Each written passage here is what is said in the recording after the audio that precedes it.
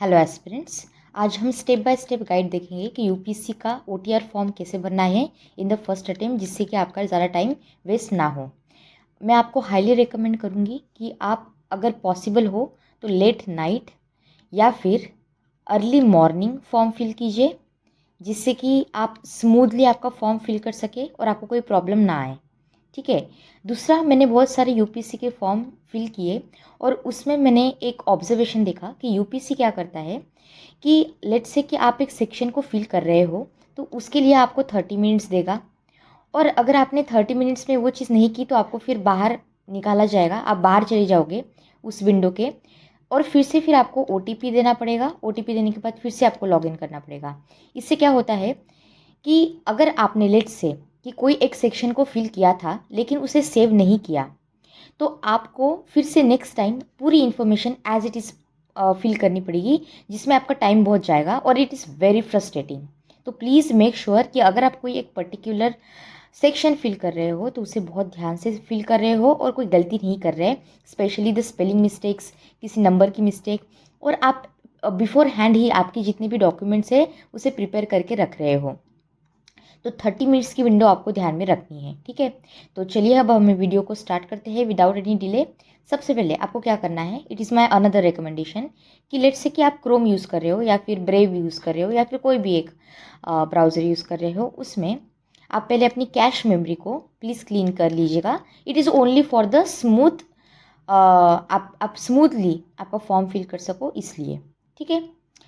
तो सबसे पहले गूगल में जाइए। गूगल में जाने के बाद upsconline.nic.in सिंपली ये टाइप करना है। ये टाइप नहीं कर रहे हो तो सिंपली यूपीएससी टाइप कर लीजिए। ये वेबसाइट वहाँ पे देख लीजिए लाइन में, और वहाँ पे क्लिक कीजिए। जैसे ही आप क्लिक करेंगे तो आपको ये वाली विंडो ओपन हो जाएगी। इजी। ठीक है। अब नेक्स्ट स्टेप आपको क्या करनी है, वो ये करनी है कि आपको करना है लॉगिन। तो यहाँ पे आप लॉगिन पे क्लिक करेंगे। जैसे ही आप लॉगिन पे क्लिक करेंगे तो आपके सामने ये वाला विंडो ओपन हो जाएगा। यहाँ पे आपको आपका ईमेल एड्रेस मेंशन करना है। ईमेल एड्रेस कौन सा मेंशन करना है, जो आपका ऑपरेशनल है, जो आप हमेशा यूज़ करते हैं। ठीक है। Same to same email ID यहाँ पे लिखिए, कैप्चा डालिए, डिक्लेयर कीजिए और गेट ओटीपी पे क्लिक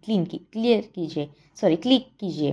अब आपको क्या करना है, एक ध्यान में रखनी है आपको बात कि कभी कभी क्या होता है कि रेगुलर वे में ओटीपी ना आते हुए स्पैम फोल्डर में ओटीपी आ जाता है। तो अगर आपको रेगुलरली रिसीव नहीं हुआ तो प्लीज़ अपना स्पैम फोल्डर को एक बार चेक कर लीजिएगा, वहाँ पे आपको ओटीपी मिल जाएगा।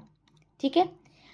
ये स्टेप करने के बाद क्या होगा कि आपको ये वाला विंडो पॉपअप होगा। इस विंडो में आपका जो ईमेल आईडी है वो सक्सेसफुली वेरीफाइड हो चुका है। ये ईमेल आईडी आप प्लीज़ कहीं पे लिख लीजिए, क्योंकि जब तक आपका यूपीएससी का प्रोसेस कंप्लीट नहीं होता, कोई भी अगर आप एग्ज़ाम दे रहे हो इसके अंडर ईपीएफओ का हो सकता है, या फिर अदर जो यूपीएससी एग्ज़ाम कंडक्ट करता है ये एग्ज़ाम हो सकते हैं, तो ये आपको आपके पास रखना है। समझ में आया? ठीक है। अब इसके बाद हम क्या करेंगे, इसके बाद हम डालेंगे मोबाइल वेरिफिकेशन के लिए मोबाइल नंबर। अब यहाँ पे भी स्टूडेंट्स गलती करते हैं। वो क्या, आपको जो मोबाइल नंबर यहाँ पे मेंशन करना है वो सेम मोबाइल नंबर मेंशन करना है जो जो आधार कार्ड है आपका, आपके आधार कार्ड से जो नंबर लिंक है ये नंबर यहाँ पे डालना है। क्यों? क्योंकि आपको अभी फ्यूचर में केवाईसी करनी होगी आपके आधार की। तो हो सकता है कि अगर नंबर मैचेस ना हो तो आपका केवाईसी ना हो, फिर फालतू में ये चीज़ हमें अवॉइड करनी है। इसलिए प्लीज़ नंबर वही डालिए जो आपके आधार से लिंक हो। तो ये नंबर सेम टू सेम यहाँ डालना है, कैप्चा डाल के डिक्लेयर कीजिए और गेट ओटीपी पे क्लिक कीजिए। ये होने के बाद आपको विंडो पॉपअप होगी जिसे हम कहेंगे ये मोबाइल नंबर वेरीफाइड सक्सेसफुली। ये मोबाइल नंबर और ईमेल आईडी अच्छे से कहीं पे लिख के रखिए। आफ्टर दैट आपको फिर से नया विंडो पॉपअप होगा जिसमें आपको करना है पासवर्ड फिल। ये पासवर्ड आपको खुद को बनाना है, और ये रेड कलर के हो गए लाइंस, जैसे जैसे आप इन कंडीशंस को फिल करेंगे वैसे वैसे ये ग्रीन होता जाएगा। मैं आपको एक एग्जांपल के साथ समझाती हूँ। जैसे कि लेट से आपका नाम है राम, तो राम कोई एक कैरेक्टर ले सकते हो, उसके बाद कोई एक रैंडम नंबर ले लेते हैं, लेट से 112 एंड फुल स्टॉप। अब मैंने बस ऐसे ही इसे लिखा है। तो ये हो गया आपका स्ट्रॉन्ग पासवर्ड। इस तरह से आप कोई पासवर्ड क्रिएट कीजिए, इसे अच्छे से कहीं पे लिख लीजिएगा या फिर फ़ोटो निकाल के या फिर स्क्रीनशॉट निकाल के रख लीजिए, just for your safety purpose. तो ये होने के बाद आप सक्सेसफुली क्रिएट पासवर्ड पे क्लिक कीजिए।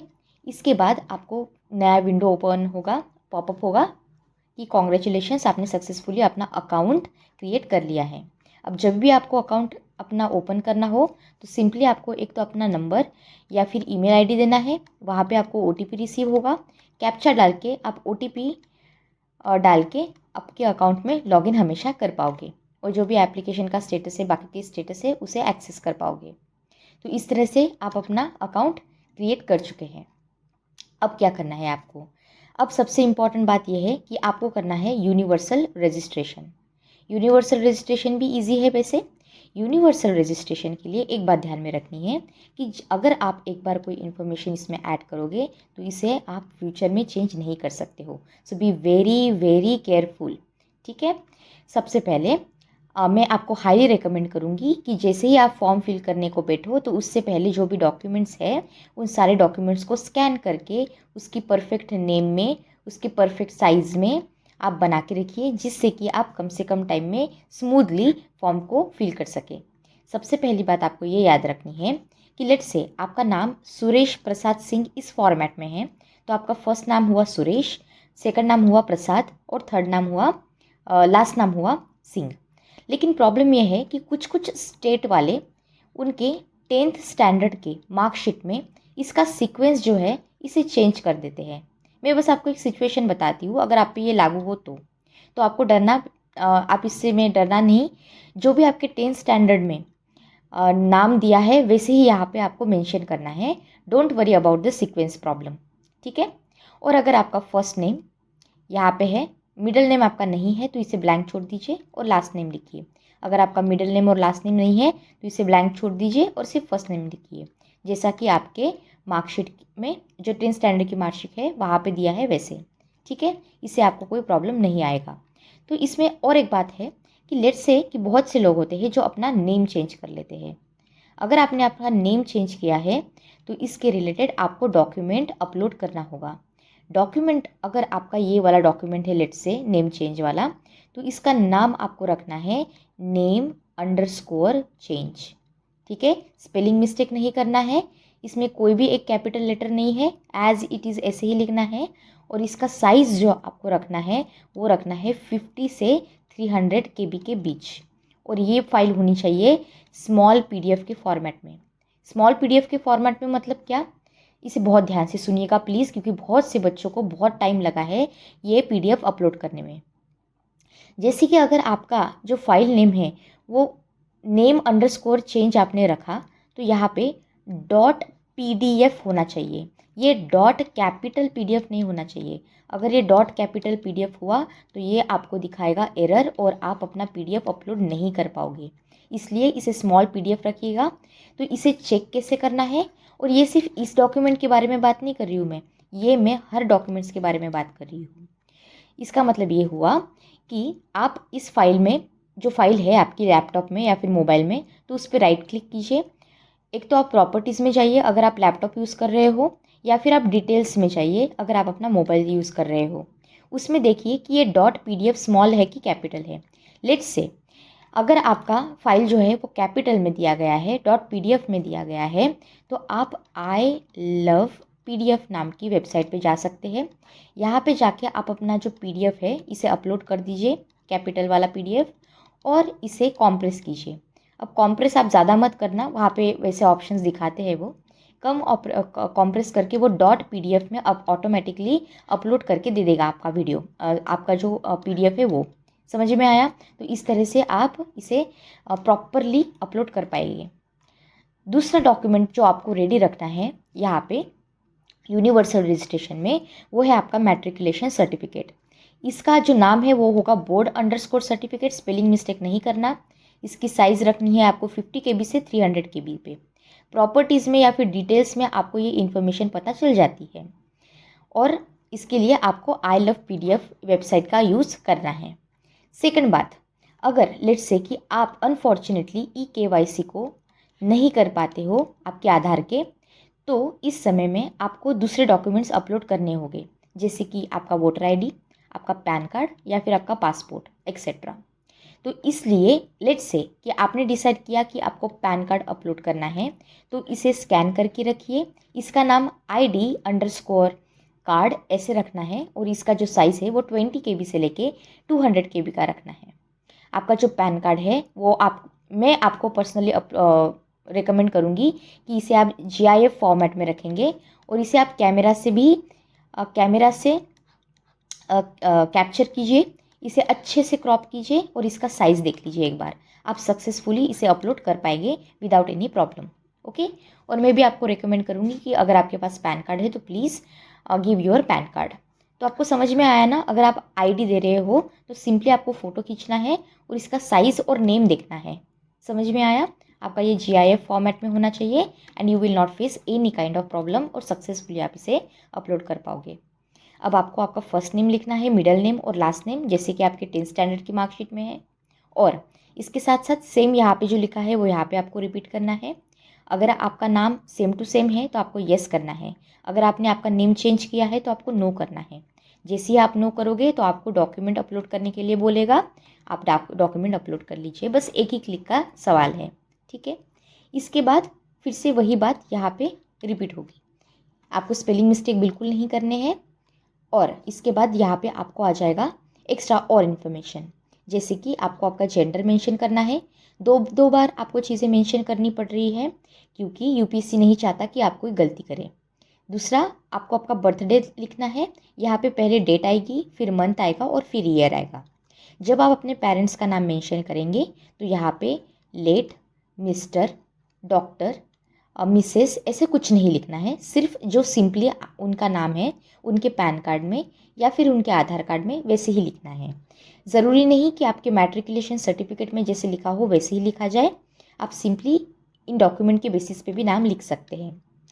और अगर आपको आपके गार्डियन का नाम लिखना है तो आप अपने पेरेंट्स को मेंशन कर सकते हैं या फिर ग्रैंड पेरेंट्स को, इवन आपके अंकल या फिर आपके बड़े भाई जो भी हैं आपसे बड़े, उनको यहाँ पे गार्डियन नेम में मेंशन कर सकते हैं, ठीक है। अब आप आगे बढ़ते हैं। जैसे ही आप ये पूरी इन्फॉर्मेशन लिखेंगे तो आपको एक समरी के फॉर्मेट में सारी चीज़ें यहाँ पे आ जाएगी। आपको ये अच्छे से ध्यान से देखना है और यहाँ पे नेक्स्ट और रिव्यू पे क्लिक करना है। जैसे ही आप वहाँ पे क्लिक करेंगे तो आपकी इन्फॉर्मेशन इस फॉर्मेट में आ जाएगी। यहाँ से फिर से आप यहाँ से फिर से चेक करके सबमिट बटन पे क्लिक करिए, ठीक है। अब देखिए, ये होगी एक आपकी पूरी साइकिल। जैसे कि हमने अभी क्या किया, हमने आइडेंटिटी प्रोफाइल को फिल किया। तो जैसे ही आप सबमिट करते हो तो तब आप एक सेक्शन को पूरा करते हो। तो मैं आपको रिकमेंड करूँगी कि ये एक 1 सेक्शन आपको 30 मिनट्स के अंदर आपका फिनिश हो जाए। ये प्लीज़ ट्राई कीजिएगा। अदरवाइज़ मैंने आपको कहा है OTP आपको UPSC बाहर निकाल सकता है। फिर से आपको OTP भी भरना पड़ेगा और फिर से आपका टाइम वेस्ट होगा पूरी इन्फॉर्मेशन भरने में, ठीक है। चलिए अब हम आगे बढ़ते हैं। दूसरा है हमारा मैट्रिकुलेशन बोर्ड का प्रोफाइल। यहाँ पे आपको बताना है आपने कहाँ से किया है अपने 10th स्टैंडर्ड, इंडिया से या फिर अदर कंट्री से। अकॉर्डिंगली आपको इन्फॉर्मेशन भरनी पड़ेगी। अगर आप लेट से जनरली तो पब्लिक इंडिया से करती है तो यहाँ पे आपको क्या करना है, आपका जो स्टेट या फिर यूटी है वो मेंशन करेंगे। यहाँ पे जो ये एरो दिया है यहाँ पे क्लिक करने के बाद आपको लिस्ट आ जाएगा। सिमिलरली आपको सेम इन्फॉर्मेशन यहाँ पे भरनी है। वो डबल इसलिए पूछ रहे हैं क्योंकि उनको इंश्योर करना है कि आप कोई गलती ना करें। दूसरा, आपको क्या करना है, बोर्ड नेम लिखना है। तो यहाँ पे जिस स्टेट का आप नाम लिखोगे, लेट्स से आपने गोवा लिखा तो गोवा में जितने भी बोर्ड्स हैं उनकी सारी की लिस्ट यहाँ पे आ जाएगी। वहाँ से आप उसको सिलेक्ट कर सकते हो। इसके बाद आप ईयर लिखिए। ईयर कहाँ पे होता है, लेट्स से कि आपका मैट्रिकुलेशन सर्टिफिकेट है तो ईयर हमेशा एक तो इस जगह पे होगा, लिखा हुआ मेंशन होगा, या फिर ये नीचे लिखा हुआ होता है। ये डिपेंड करता है कि आप कौन से स्टेट में या फिर कौन से बोर्ड से पढ़ रहे हो उसके अकॉर्डिंग, ठीक है। तो मैं जनरली सबके लिए बता रही हूँ। और आपको जो पासिंग सर्टिफिकेट नंबर है वो लिखना है। तो यहाँ पे एटलीस्ट देखो, सर्टिफिकेट नंबर लिखा हुआ हो सकता है या फिर सीरियल नंबर लिखा हुआ हो सकता है या फिर कुछ और भी लिखा हुआ हो सकता है। तो आप प्लीज़ अकॉर्डिंगली वो देख लीजिएगा और यहाँ पे लिख लीजिएगा। इसके बाद आपको क्या करना है, आपका जो इक्विवेलेंट रोल नंबर है इसे मेंशन करना है। रोल नंबर हमेशा एक तो बीच में रहेगा या फिर राइट साइड में रहता है, ठीक है। डिपेंड्स ऑन कि आप कहाँ पे कौन से सर्टिफिकेट में देख रहे हो, लेकिन जनरली तो यहाँ पे होना चाहिए। इसके बाद जो आपका सर्टिफिकेट इशू डेट है वो जनरली नीचे रहता है बॉटम में, एक तो लेफ्ट साइड में या फिर राइट साइड में, तो वो लिख लीजिएगा। और आपके जो सर्टिफिकेट बोर्ड है परसेंटेज में हो सकता है या फिर अदर फॉर्मेट में हो सकता है, वो यहाँ पे मेंशन आपको करना है। ठीक है, लेट्स से अब इसके बाद क्या हुआ कि आपको सर्टिफिकेट अपलोड करने के लिए बोलेगा, सिंपली आप अपलोड कर लीजिए। लेट्स से कि आप अपलोड यहाँ पे नहीं कर पा रहे हैं, तो ऐसे टाइम पे आपको क्या करना है, आप डिजी लॉकर से आपका जो डॉक्यूमेंट है उसे फेच कर सकते हैं। सिंपली आपको बस अपना यूज़र नेम या फिर आपका मोबाइल नंबर मांगेगा, वो मोबाइल नंबर मांगने के बाद आपको OTP पूछा जाएगा और यहाँ पे फिर आपको ओके करके वो इन्फॉर्मेशन फेच करनी है। हो सकता है कि आप में से बहुत लोगों ने UPSC को परमिशन ना दी हो फेच करने की, तो वहाँ पे परमिशन ऑल पे क्लिक करके आप डॉक्यूमेंट्स को फेच कर पाओगे ईजिली। ठीक है, द प्रोसेस इज़ ऑटोमेटिक। इसके बाद आप अपनी जो जितनी भी इन्फॉर्मेशन है उसे अच्छे से चेक कर लीजिए और सबमिट कर लीजिए। ये हो गया आपका दूसरा सेक्शन। और जो भी डॉक्यूमेंट आपने यहाँ पे अपलोड किया था उसे आप एक बार देख लीजिएगा कि ठीक से अपलोड हुआ है कि नहीं हुआ है। इसके बाद हम क्या करेंगे, अब देखिए आपको अभी आपकी आधार की डिटेल देनी है। देखिए ये थर्ड सेक्शन आपको दिख रहा होगा। आधार का क्या होगा कि आधार का आप नंबर डालोगे। आधार का नंबर डालने के बाद आपको OTP देगा, वो जिस नंबर पे आपने लिंक किया है। लेट्स जैसे आप लिंक करोगे, जो OTP है वो सबमिट करोगे तो आपका लिंक हो जाएगा और इस तरह से आपका eKYC हो जाएगा। लेकिन लेट्स से कि eKYC आप नहीं कर पाते हो, तो ऐसे समय क्या होगा, आपको ये पॉपअप मैसेज आ सकता है कि आपने जो डिटेल प्रोवाइड की है वो मैच नहीं हो रही है आपके डेमोग्राफिक से, या फिर कोई और एरर दिखा सकता है। ऐसे समय आपको क्या करना होगा, आपको दूसरा डॉक्यूमेंट अपलोड करना होगा। तो इसके लिए भी आप तैयार रहिए। जैसे कि अगर आप इसे आधार कार्ड को ऑप्ट नहीं करते हैं तो आपको रिपोर्ट करना होगा एग्जामिनेशन सेंटर में 1 घंटे पहले, जिससे कि आप अपने आधार को वेरीफाई कर सके। इसके बाद आपको क्या करना है, यहाँ पे आपका जो आधार कार्ड है वो यहाँ पे लिखना है, सॉरी आपका जो दूसरा कार्ड है उसकी इन्फॉर्मेशन लिखनी है। जैसे कि लेट्स से कि आपने वोटर पैन कार्ड को चूज़ किया है, तो पैन कार्ड का यहाँ पे नंबर आएगा और स्कैन करके आपको यहाँ पे डॉक्यूमेंट अपलोड करना है। समझ में आया? और यहाँ पे सबमिट करके लॉक करना है, नो प्रॉब्लम एट ऑल। ठीक है, तो इस तरह से आपको पॉपअप मैसेज आएगा कि आपका आधार कार्ड या फिर वोटर ID जो था वो सक्सेसफुली सबमिट हो गया है। इस तरह से आपने थर्ड स्टेज कंप्लीट कर ली आपके यूनिवर्सल रजिस्ट्रेशन की, और यहाँ पे आपको समरी आ जाएगी। समझ में आया? यह आपका होगा प्रीव्यू जो कि है हमारा लास्ट स्टेज। लास्ट स्टेज करने के बाद आपको क्या करना है, आपको करना है लॉक एंड सबमिट। आपको ध्यान में रखना है कि लॉक एंड सबमिट आप एक बार कर लोगे तो इस इन्फॉर्मेशन को कभी चेंज नहीं कर पाओगे। So be very very vigilant and careful. तो यहाँ पे आपको येस प्रोसीड पे क्लिक करना है। येस प्रोसीड पे क्लिक करने के बाद आपको URN नंबर आपका जनरेट किया जाएगा, जो कि रेड नंबर में लिख के आएगा। इसे आप फ़ोटो खींच लीजिए, इसका स्क्रीनशॉट निकाल के रखिए। ठीक है, वैसे तो UPSC आपको ईमेल ID पे और आपके मोबाइल नंबर पे इसे सेंड कर ही देगा, लेकिन फिर भी जस्ट फॉर योर सेफ्टी, जब तक आपका एग्ज़ाम पूरा नहीं हो जाता तब तक आपको ये URN नंबर अपने पास रखना है। समझ में आया? ठीक है, अब सक्सेसफुली आपने ये स्टेप करने के बाद हमें भरना है कॉमन एप्लीकेशन फॉर्म। ठीक है, कॉमन एप्लीकेशन फॉर्म जो बहुत इजी है एज़ कम्पेयर टू जो हमने पिछली बार भरा था। तो इसमें आपको क्या करना है, मैं हाईली रिकमेंड करूँगी कि आपके जो डॉक्यूमेंट्स है उसे पहले रेडी करके रखिए। इसमें पहला बात यह है कि आपको देखना है कि आपको कौन से डॉक्यूमेंट्स की ज़रूरत है इसमें से। दूसरा ये कि आपको फॉर्मेट कौन सा रखना है कौन से डॉक्यूमेंट्स का। तीसरा उसकी साइज़ क्या होनी चाहिए, और चौथा उसका नेम क्या होना चाहिए। यहाँ पे स्पेलिंग मिस्टेक नहीं करना, कैपिटल लेटर्स नहीं लिखना है, अंडरस्कोर ठीक से लिखना है, कहीं पे गैप नहीं देनी है, ये पहली बात। इसके लिए इस साइज़ आपको फिट करने के लिए आप आई लव PDF पे जाके इसे कर सकते हैं। यहाँ पे PDF और JPG अच्छे से देख लीजिएगा, और यहाँ पे आप स्कैन डॉक्यूमेंट कर सकते हैं। Caste certificate, disability, PWD, signature, photograph and photo ID। समझ में आया? इतने डॉक्यूमेंट्स आप सबसे पहले रेडी करके रखेंगे, इसके बाद ही आप फॉर्म को फिलअप करना स्टार्ट करेंगे। हर सेक्शन को हमें बहुत अच्छे से ध्यान से without making any mistake fill करना है, और हर सेक्शन को 30 मिनट्स में आपको कंप्लीट करना है। ठीक है, इससे कम ही टाइम में वैसे, क्योंकि आपको मैंने पहले ही बता दिया कि आपको बाहर फेंक सकते हैं OTP के लिए। तो सबसे पहले हमें क्या करना है, पर्सनल इन्फॉर्मेशन हम प्रोफाइल देंगे। बहुत ही बेसिक इन्फॉर्मेशन यहाँ पे पूछी गई है, जैसे कि आपका सिटीजनशिप, आपकी मदर टंग, आपका मैरिटल स्टेटस, आप डिवोर्सी हो, अनमैरिड हो, मैरिड हो वो। इसके बाद आप किस स्टेट का डोमिसाइल रखते हो, जैसे कि आंध्र प्रदेश, कुछ भी हो सकता है। इसके बाद आपका प्लेस ऑफ बर्थ के बारे में इन्फॉर्मेशन, आप इंडिया में थे या आउटसाइड इंडिया थे। अगर आप आउटसाइड इंडिया थे तो एक्स्ट्रा इन्फॉर्मेशन पूछेगा आपको, जो सिंपल ही होगी। इसके बाद जो आपकी स्टेट है वो, उसका जो आपका टाउन है वो, डिस्ट्रिक्ट। और अगर आपको आपका पोस्ट ऑफिस नहीं पता तो सिंपली आप गूगल पे सर्च कीजिए या फिर ChatGPT से पूछिए कि आपका पोस्ट ऑफिस क्या है, और यहाँ पे आप इसे लिख लीजिए। ठीक है। इसके बाद आपकी पर्सनल इन्फॉर्मेशन में आपको आपका जो स्टेट और ये सारी इन्फॉर्मेशन देने के बाद आपको व्हाट्सएप नंबर पूछेगा। अल्टरनेट ईमेल आईडी आपको देनी है, आप अपनी पेरेंट्स की या फिर सिबलिंग्स की जो भी ऑपरेटिव ईमेल आईडी है वो दे सकते हो, अगर आपके पास खुद की एक्स्ट्रा नहीं है तो। और अल्टरनेट मोबाइल नंबर। ठीक है। अगर आपके पास एक्स्ट्रा नंबर नहीं है तो आप अपने पेरेंट्स का भी नंबर दे सकते हैं वहाँ पे, जो भी ऑपरेशनल है, जिससे कि यूपीएससी फ्यूचर में आपको कांटेक्ट कर सके। फाइनली आपको यहाँ पे समरी आ जाएगी आपकी इन्फॉर्मेशन की। यहाँ पे आपको सिंपली सबमिट बटन पे क्लिक करना है। हर बार आपको ऐसे ही पॉपअप, सक्सेसफुली आपने फिल किया है, ये पॉपअप आएगा हर इसमें, तो दैट्स नॉट अ थिंग। अब देखते हैं कि अगर आपको एजुकेशनल प्रोफाइल भरना है तो इट्स ऑल्सो वेरी इजी।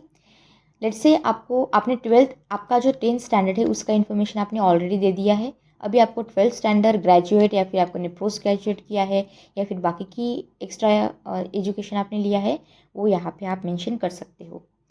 यहाँ पे जो सब्जेक्ट्स है जो आपको उस स्ट्रीम में उस ईयर में थे, वैसे आपको यहाँ पे कॉमा देके लिखने हैं। यहाँ पे आपका रोल नंबर, यूनिवर्सिटी बोर्ड जो कि आपको रेकमेंड किया जाएगा वैसे ही वहाँ से ढूंढ के आपको यहाँ पे लिखना है। और आपको सर्टिफिकेट इशूड और joined on the completion date लिखनी है, मतलब कि जो आपकी डिग्री है, लेट्स से कि आपके पास डिग्री नहीं तो मार्कशीट होगी आपकी लास्ट सेमिस्टर की, तो वहाँ पे जो डेट सर्टिफाइड इशू की गई है वो इशू डेट यहाँ पे आपको मेंशन करना है। यहाँ पे ग्रेजुएशन में क्या करना है, आपको सेम टू सेम वही प्रोसेस फॉलो करनी है। और फाइनली आप इस पर सबमिट कर सकते हो। सबमिट करने के बाद आपको हमेशा पॉपअप बटन्स आते रहेंगे। यहाँ पे आप क्या कर सकते हो, सीक्वेंस वाइज न जाके, लेट्स से कि कभी कभी क्या होता है कि आपके पास इन्फॉर्मेशन नहीं होती, तो टू सेव द टाइम आप दूसरी सेक्शन में भी फिल कर सकते हो इन्फॉर्मेशन को उस टाइम में। ठीक है। जैसे कि अभी यहाँ पे पेरेंट्स की इन्फॉर्मेशन पूछी है, तो आपके पेरेंट्स का नाम, ठीक है, आपके पेरेंट का नाम, उनका स्टेटस, अलाइव, एक्सेट्रा, ये सारी यहाँ पे एरो देख के आप इसे क्लिक कर पाओगे। उनका ऑक्यूपेशन क्या है, उनकी एनुअल इनकम। अच्छा, अब एनुअल इनकम लिखने टाइम पे आपको लेट्स से उन्होंने टीडीएस या फिर इनकम टैक्स भरा होगा, है ना, तो वहाँ पे जो लास्ट ईयर के लिए, लास्ट फाइनेंशियल ईयर के लिए जो लिखी गई थी एनुअल अमाउंट, वो यहाँ पे लिखनी है। लेकिन लेट्स से कि उन्होंने इनकम टैक्स नहीं भरा है तो इट्स ओके, जो एस्टिमेट अमाउंट है वो भी आप यहाँ पे लिख सकते हो। फिर नेशनलिटी और जो उनका ओरिजिनल डिस्ट्रिक्ट है वो यहाँ पे लिखना है। मदर का भी सेम आपको वही करना है। Let's say mother home maker है तो वो होम मेकर आप लिखिए, और यहाँ पे एनुअल इनकम अगर ज़ीरो है तो आप ज़ीरो लिखिए। अगर उनकी कोई जनरल इनकम है बिजनेस से वगैरह तो आप एस्टिमेटेड इनकम भी लिख सकते हो। या फिर आपको टीडीएस, या फिर अगर उन्होंने इनकम टैक्स भरा है तो इनकम टैक्स के अकॉर्डिंग यहाँ पे अमाउंट आपको लिखनी है। यहाँ पे आप स्टेट लिखेंगे जिससे वो ओरिजिनली बिलोंग करती है, और यहाँ पे नेशनलिटी और डिस्ट्रिक्ट।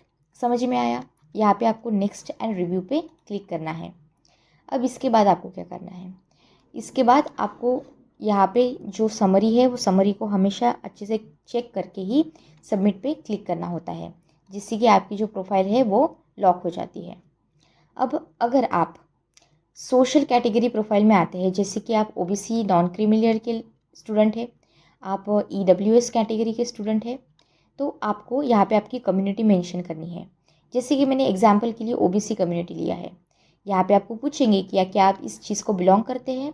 अगर आपने येस कहा है तो डायरेक्टली यहाँ पे क्लिक करके आप नेक्स्ट एंड रिव्यू कर सकते हैं। लेकिन अगर आपने नो किया है, अगर आप क्रीमी लेयर को बिलोंग नहीं करते हो, मतलब कि आप नॉन क्रीमी लेयर हो, इसका मतलब ये हुआ कि आपको क्या करना पड़ेगा, इन्फॉर्मेशन देना पड़ेगा। जैसे कि यहाँ पे आपका कैटेगरी का नंबर आएगा, तो देखिए लेट्स से कि ये सर्टिफिकेट है आपका कास्ट सर्टिफिकेट या फिर ईडब्ल्यूएस, तो जनरली इस एरिया में आपका नंबर होता है, इसे आउटवर्ड नंबर भी कहते हैं, ठीक है ना, आउटवर्ड नंबर या फिर सर्टिफिकेट नंबर या फिर कैटेगरी नंबर, ऐसा कुछ भी आ सकता है। तो यहाँ पे आपको ये नंबर लिखना है। यहाँ पे मैंने एग्जाम्पल के लिए लिखा है जैसे सब डिविजनल ऑफिसर, तो यहाँ पे क्लिक करके आप वो लिख सकते हो। ऐसे स्टैम्प होता है, स्टैम्प पे यहाँ पे लिखा हुआ होता है, या फिर जहाँ पे सिग्नेचर करते हैं वहाँ के उसके नीचे लिखा हुआ होता है कि ऑफिस क्या है इशूइंग अथॉरिटी का, उनका डिजिग्नेशन क्या होता है, स्टेट क्या है, ये सारी इन्फॉर्मेशन यहाँ पे लिखी हुई होती है। समझ में आया? अगर आपको एड्रेस नहीं पता तो सर्टिफिकेट के पीछे देखिए, या फिर आप गूगल पे सर्च करके भी लिख सकते हैं। डेट आपको कौन सी लिखनी है? जब आप सर्टिफिकेट देखोगे तो वहाँ पे सिग्नेचर किए गए होंगे, let's say sub divisional magistrate के फॉर एग्जांपल, तो वहाँ पे डेट लिखी गई होगी। जब आपने सबमिट किया वो डेट नहीं लिखनी है, जो यहाँ पे इन्होंने साइन किया तब की डेट आपको यहाँ पे लिखनी है। इसके बाद आपके फादर का जो रिटायरमेंट से पहले उनकी पोस्ट रह चुकी हो, या फिर अभी जो पोस्ट वो होल्ड कर रहे हो, या फिर अगर आपको नहीं पता हो तो नॉट एप्लीकेबल भी यहाँ पे लिख सकते हो। तो उस पोस्ट का नाम यहाँ पे लिखना है, नहीं पता तो नॉट एप्लीकेबल लिख लीजिए। इसके बाद आपको आपके कास्ट का नाम लिखना है और नंबर लिखना है। ये कहाँ पे पता चलेगा? तो देखिए, आपका जो सर्टिफिकेट का फर्स्ट पेज होता है तो उसकी जो कुछ लाइन है स्टार्टिंग की, वहाँ पे ही मेंशन किया गया होता है। लेट्स से कि आप इसे नहीं ढूंढ पा रहे हैं तो आपको जनरल आइडिया होगा कि आप कहाँ से आते हो। तो यहाँ पे ये जो ब्लू कलर की लिंक दी है, यहाँ पे क्लिक करके आप अपने स्टेट वाइज जाके चेक कर सकते हो कि नंबर क्या है। ठीक है, लेकिन ये यहाँ पे सर्टिफिकेट पे लिखा होता ही है। समझ में आया? ठीक है। इसके बाद ये करने के बाद आपको क्या करना है, डॉक्यूमेंट अपलोड करना है जिसकी फाइल होगी 52-300 KB के बीच। ये हम पहले ही देख चुके हैं। अब आपको क्या करना है, यहाँ पे आपको अपने फादर का और मदर का पैन कार्ड और आधार कार्ड पूछेंगे। यहाँ पे येस करके आपको नंबर लिखने हैं। अगर उनके पास नहीं है तो आप सिंपली नो कीजिए, आपको कुछ नहीं पूछा जाएगा। इसके बाद आप डिक्लेयर करके नेक्स्ट और रिव्यू कीजिएगा। इसके बाद आपको समरी दी जाएगी और फिर आप इसे सबमिट कर पाओगे। सबमिट करके ही आपको ये पॉपअप मैसेज आपके सामने आ जाएगा कि आपने सक्सेसफुली इसे सबमिट कर दिया है। इसके बाद आपको क्या करना है, आपका अचीवमेंट का सेक्शन लिखना है। अचीवमेंट के सेक्शन में आपको ध्यान से prizes, medal, scholarships, positions, sports और आपकी जो हॉबीज़ है इसके बारे में लिखना है। अब ये सारी चीज़ें विदाउट स्पेलिंग मिस्टेक लिखनी है, अच्छे से कॉमा देके, और इसे स्टैंडर्ड वर्ड्स में लिखना है। समझ में आया? तो आप हेल्प ले सकते हो चैट जीपीटी की, जिससे कि आप अच्छे से सेंटेंस फॉर्मेशन कर सको, और यहाँ पे इसे प्रॉपरली लिख लीजिएगा। ठीक है, और सबमिट पे आप क्लिक करने के बाद आप इसे फिल कर पाओगे। तो यहाँ पे आपको समरी मिल जाएगी। ऐसे सबमिट पे आप क्लिक करके आगे बढ़ सकते हैं। इसके बाद आपको, अगर आपने प्रीवियस यूपीएससी कोई एग्ज़ाम दिया है तो आप येस कीजिए। अगर आपने नहीं किया है तो आप नो कर सकते हो, और सबमिट करके आपको यहाँ फिर ज़्यादा इन्फॉर्मेशन भरने की ज़रूरत नहीं पड़ेगी। अगर आप फिर से पहले रेकमेंड हो चुके हो तो आपको येस करना होगा और आपको कुछ बेसिक इन्फॉर्मेशन पूछी जाएगी। अगर आपने नो किया है तो आपको कोई प्रॉब्लम आएगा ही नहीं, आपको कुछ भरने की ज़रूरत ही नहीं है। इसके बाद आपको क्या करना है कि यहाँ पे लेट्स से आपने सिविल सर्विसेज दिया है तो यहाँ पे 2025 यहाँ पे आपका रोल नंबर आएगा। अगर आप इंटरव्यू में अपीयर हुए हैं उसके अकॉर्डिंग यहाँ पे इन्फॉर्मेशन आएगी। समझ में आया? ठीक है। ये करने के बाद आपको नेक्स्ट पे क्लिक करना है। नेक्स्ट पे क्लिक करने के बाद आपको मिलेगी समरी, यहाँ पे आपको सबमिट करना है। इस तरह से आप इस सेक्शन को कंप्लीट करेंगे। अब सबसे इम्पॉर्टेंट बात है कि आपको आपका फ़ोटो और सिग्नेचर अपलोड करना है, और यहाँ पे बहुत से बच्चों को क्या हो रहा है, प्रॉब्लम आ रहा है। तो मैं आपको एक ट्रिक बताती हूँ, उस ट्रिक से अगर आप करोगे तो आपको प्रॉब्लम नहीं आएगी। मैंने अपने चैनल पे 5 मिनट्स का वीडियो भी बनाया है, जिससे कि आपको अपलोड कैसे करना है फ़ोटो ये समझ में आ जाए, तो आप उसे चेकआउट कर सकते हैं।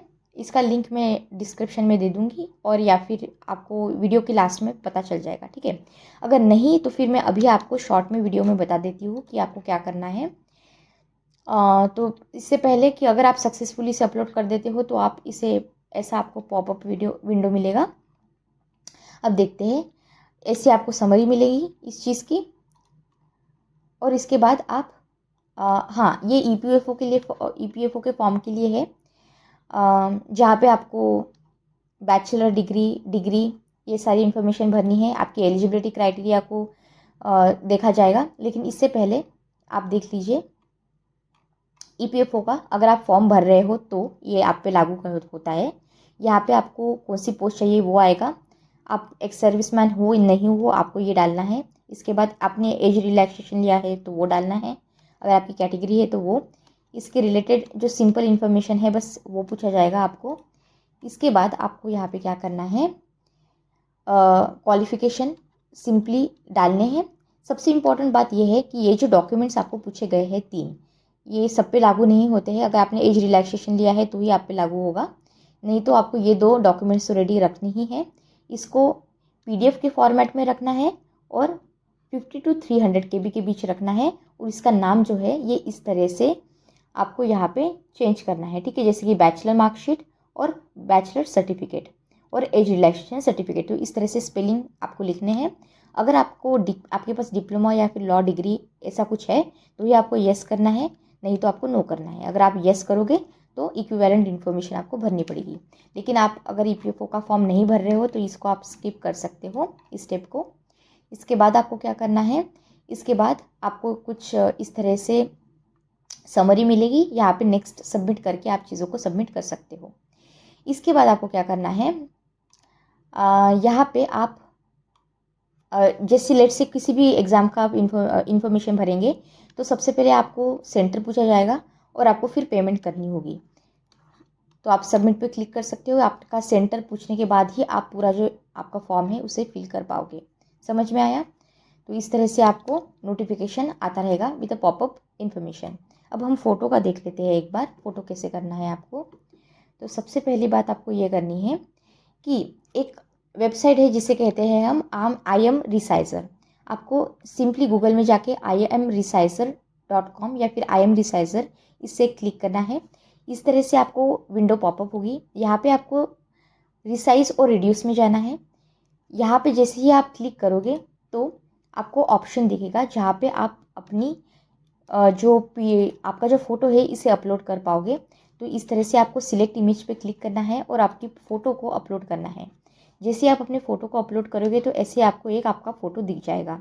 यहाँ पे आपको नेक्स्ट क्या करना है, यहाँ पे राइट साइड में आपको चेंजेस करने हैं। कैसे चेंजेस करने हैं? सबसे पहला चेंज तो ये है आपका कि यहाँ पे आप सबसे पहले आपका जो फाइल का साइज़ है वो 150 KB कीजिए, ठीक है। यहाँ पे आपको क्या करना है, विड्थ हाइट डालनी है। तो सबसे पहले आप क्या करेंगे, 1 मिनट मैं आपको बताती हूँ। यहाँ पे जो आपको विड्थ डालनी है ये नंबर प्लीज़ नोट डाउन कर लीजिएगा। विड्थ आपको डालनी है 3.5। यहाँ पे पिक्सल लिखा हुआ होगा, पिक्सल से चेंज करके आपको सबसे पहले सेंटीमीटर में चेंज करना है जब आप फोटो को अपलोड कर रहे हो। विड्थ आपको 3.5 डालनी है और हाइट आपको 4.5 डालनी है। फाइल की साइज़ मैंने आपको 150 KB बता ही दी है और जो आपका फॉर्मेट है वो आपको रखना है GIF। ये सारी चीज़ें आप जब आप कर लोगे तो आपको कुछ इस तरह से विंडो दिखेगी। यहाँ पे फिर आपको क्या करना है, क्रॉप एंड फिक्स पे क्लिक करना है और फिर आप अपने मन से जो यूपीएससी ने बताया है कि 3/4 आपका चेहरा दिखना चाहिए इन द फ्रेम, उस तरह से आप उसे एडजस्ट कर सकते हो यहाँ से। समझ में आया? ये एक चीज़ है। दूसरा ये कि फिर से आप IAM रिसाइजर पे जाके यहाँ पे आप अपना GIF फॉर्मेट अपलोड करेंगे। यहाँ पे जो आपकी विड्थ है वो 500 रखेंगे, हाइट 350 रखेंगे और जो यूनिट है वो पिक्सल में रखेंगे। यहाँ पे ये इन्फॉर्मेशन भरने के बाद आपको आपका फाइल का जो साइज़ है वो 100 KB के बीच रखना है। और सबसे इम्पॉर्टेंट बात यह है कि ये सब करने के बाद अच्छा यहाँ पे बिलो आपको फिक्स रिजोल्यूशन पे, ये जो फिक्स रिजोल्यूशन दिख रहा है ये आप जब अपना फ़ोटो अपलोड करोगे और साइन अपलोड करोगे तो दोनों भी जगह पे आपको पहले फिक्स रिजोल्यूशन पे क्लिक करना है। इसके बाद ही आप ये चीज़ें कर पाओगे, अदरवाइज़ ये आपको ऑप्शन नहीं बताएगा। तो फिक्स रिजोल्यूशन पे प्लीज़ क्लिक करना ना भूलें। इसके बाद आप जब क्रॉप करोगे तो क्रॉप करके बस आपको डाउनलोड पे क्लिक करना है। अप्लाई क्रॉप पे क्लिक कीजिए। अप्लाई क्रॉप पे क्लिक करने के बाद आपको जो डाउनलोड का ऑप्शन है वो मिल जाएगा, वहाँ से आप डाउनलोड कर सकते हैं। डाउनलोड करने के बाद आपको आपके फ़ोटो जो आपने फ़ोटो लिया है उसे फ़ोटो के नाम पे रीनेम करना है और सिग्नेचर को सिंपली सिग्नेचर के नाम पे रीनेम करना है। इस तरह से आप अपने फ़ोटो को और सिग्नेचर को अपलोड कर पाओगे विदाउट एनी प्रॉब्लम। इसके बाद क्या होगा, आपको जो है आपका जो पूरा फॉर्म है उसका समरी मिलेगा, इसे आप प्लीज़ प्रिंट आउट के फॉर्मेट में निकाल लीजिए या फिर इसे सेव करके रख लीजिएगा। ठीक है, तो इस तरह से आपने सक्सेसफुली अपने फॉर्म को फिलअप कर लिया है। अगर आपको कोई प्रॉब्लम आती है लेट से, तो प्लीज़ आप मुझे कमेंट सेक्शन में बताइए, मैं उसका पूरा सॉल्यूशन देने की कोशिश करूँगी। और अगर आपको मेरा काम पसंद आता है तो please don't forget to subscribe to the channel. यहाँ से आप इसे प्रिंट कर लीजिएगा, सेव कर लीजिएगा in the PDF format. And thank you so much. And please share कीजिए आपके फ्रेंड्स के साथ भी, जिनको इससे शायद हेल्प हो सके। Thank you so much. God bless you all.